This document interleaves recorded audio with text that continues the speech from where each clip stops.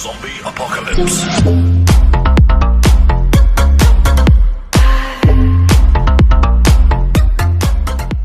Hello everybody, welcome back to my channel. We have started a new series in which we are talking about the new features in VRay 6 and 3ds Max. In the last video we talked about the VRay Phantom and VRay Shadow Catcher. In today's video is going to be all about the Chaos Scatter. Now previously we needed to use a third-party plugin such as First Pack by i2soft in order to scatter different objects such as trees or grass or stones. But now it is built in within VRay and we can use that. You can see that we have a very basic scene setup. I have a 2D plane here. Let me go to my perspective view. You can see this is a basic 2D plane. I have a VRay sun and I have a VRay camera.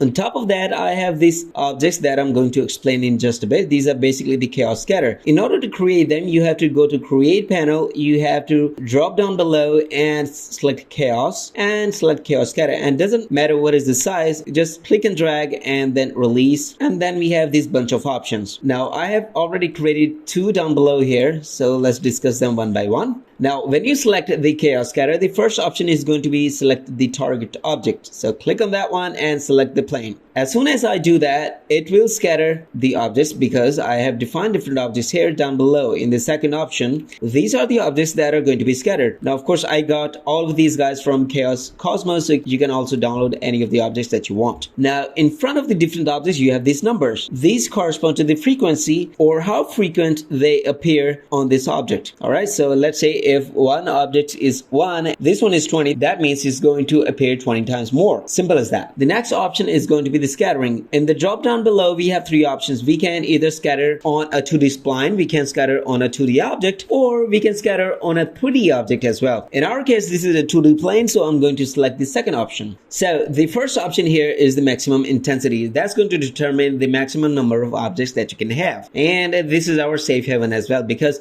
if you come down below and you make it all of the changes down below here in the surface scattering rollout, and let's say the number of objects they exceed a certain limit, there is a chance that VRay or the 3ds Max will crash. Okay, so this option will help us to avoid that. The next option is the avoid collision. For example, these trees, they are colliding now. So if I want to avoid the collision, I can tick on that one and then I can determine the percentage, basically percentage distance between the different objects. Right now, as you can see that I have allowed 30%, right? So in my case, that's fine because on top of the trees, even if they intersect, 30% is totally fine. The next option I think is really important because it lets you move certain instances of the objects that you have scattered. For example, I don't have any tree here, so I click on the edit instances, I click OK, and then I pick this tree here and move it here. Click again, and now that instance has moved here. So this is a handy new feature. You can also convert all of these objects to 3ds Max geometry. The next one is a really important one. This is the scatter lister. If you click on that one, you get a bunch of options. Basically, I have defined two scatter objects here. The one is for grass and the other one is for the trees. And also in each of these guys, you can determine whether the objects are going to be displayed as a box or as a wireframe or as a full object. On top of that, of course, you can also choose these two options of maximum intensity, and there's some other values as well. Coming down below, we have the surface scattering. Now this number is going to determine the number of objects that you can have. Coming on top, in terms of the percentage, let's say if this is coming one time, this is coming 20 times more than that. But how many objects are going to be there? Of course, we can determine that here. We can say, let's say there are 10,000 objects. We have the next option of per square kilometers or per square meters or feet is going to determine on basis of that. So I have said that in 35 square feet, I'm going to have these many objects. You can also use the next option of using map in order to scatter the different objects. So of course, it's going to use the color values in order to determine where is going to scatter different objects. Or you can also choose a UV map in order to scatter the different objects. So the next option is the slope limitation. That means I can define a minimum angle and a maximum angle. If the angle is more than that, it's not going to distribute the object. The transformation is a little bit complicated to explain, but I think if we go to my perspective view, this will convey across the point. If I change the Z value, let's say my Z value is 0 here and the maximum value is, let's say, 150. So what it's going to do is that it's going to choose a minimum value and a maximum value and is going to distribute the objects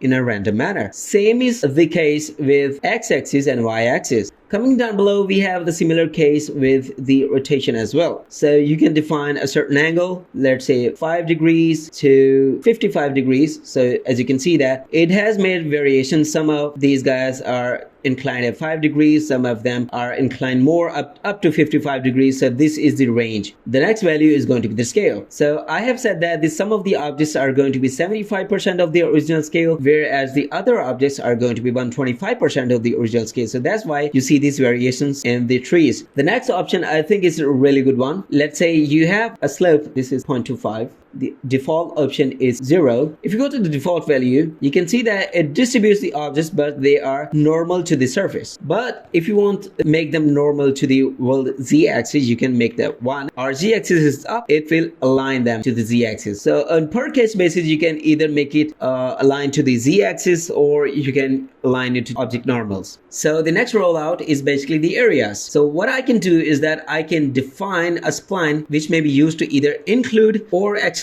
the objects to be scattered in that area. Let's say I have a path and the trees are of course scattered all over the place, and I don't want my trees here. As you can see that I have defined 2 splines here, and if I click one of these guys, you can see that the one is here and the other one is here. I click that and then I can click on this spline in order to exclude all of that area. Now my path is clear. I can also use a spline in order to include the different objects to be in a certain area. Now coming down below, we have the viewport display. If you remember, we had the different options in the chaos lister to show the objects as either a dot or a box or a full object. I have defined it as a full object. Now why I have selected 2 different chaos scatters. Now of course I want my grass to collide, but I don't want my trees to collide. So that's why I have defined 2 chaos scatters, one for trees and one for grass. This one for trees, it has a white collision box checked on. That means it's going to make sure that the objects, they don't collide. Of course that's not a problem with the grass, it can collide. So that's why I have defined a different chaos scatter and I have unchecked this option. So that means my grass is going to be scattered all over the place, and of course is going to be overlapping as well.